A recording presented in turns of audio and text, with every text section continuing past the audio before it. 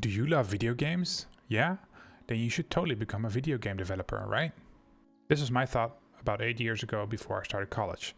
And honestly, I had been dreaming about becoming one before that.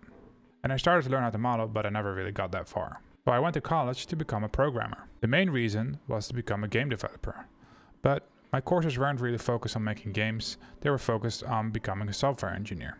And sure, certain projects I got to do were in the form of making games, because learning an object-oriented programming language works well while making a video game. But it wasn't until I did my minor in serious gaming that I got a real glimpse at becoming an actual game developer. And to be honest with you, I loved every second of it. The brainstorming for ideas, the prototyping, the planning, and of course programming the actual game, implementing the art, playtesting it, and of course directing it all were really fun. So what the fuck happened? Why am I now not working at a game studio?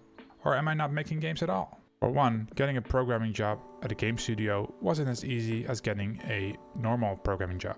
The pay was often worse, and having a child, I took the safe route by sticking what I know and build from there. So why haven't I tried to keep up with my spare time? Well, that's the other thing. I have a very hard time staying focused on personal projects. Lack of motivation, not knowing where to start, feeling overwhelmed because I try to do everything at once are a few examples that kept me away from doing any real game dev on the side. But my drive to make video games is still here. I actually applied to a game company not that long ago called Intrepid Studios, only to get denied. And of course it was a long shot, especially for the position that I applied for. And maybe that's a good thing, because honestly I've always wanted to start something on my own. But how do I keep myself from getting sidetracked, motivated, and not get overwhelmed? Well, recently I saw a video by the Game Maker's Toolkit that really resonated with me. It was about the mistakes that new game devs often make. And honestly, a lot of it clicked. I need to grab one of my million ideas and actually try to prototype it. Not get sidetracked with UI, art, sound, music and story and try to figure out everything in my head only to realize that it's not going to work or it's already been done, so no need to even start, right? I'm going to focus on just pure gameplay and only gameplay. And if it's not fun after a few weeks, I'll try to change the formula or just throw in the trash and grab a new idea. My goodness, I have so many ideas. Okay, but how do I keep going at it consistently? In order for me to be productive, I need to have deadlines. Otherwise I'll get into the I'll do it tomorrow mode, and I really don't want that. And this is where you guys come in. I'm going to commit myself to uploading a devlog video every week where I go over my progress, what I've learned, and of course I'll be playing my game.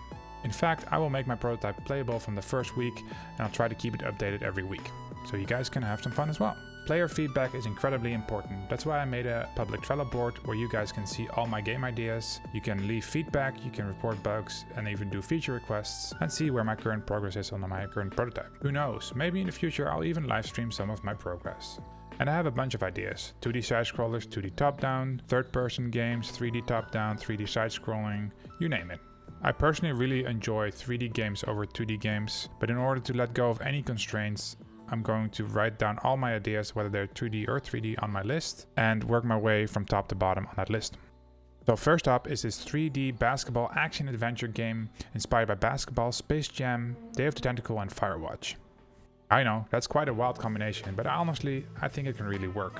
And just think of the cool ideas that you can do with a basketball in a video game. You have this loose object that you can throw around, do all kinds of cool shit with, so it should be fun.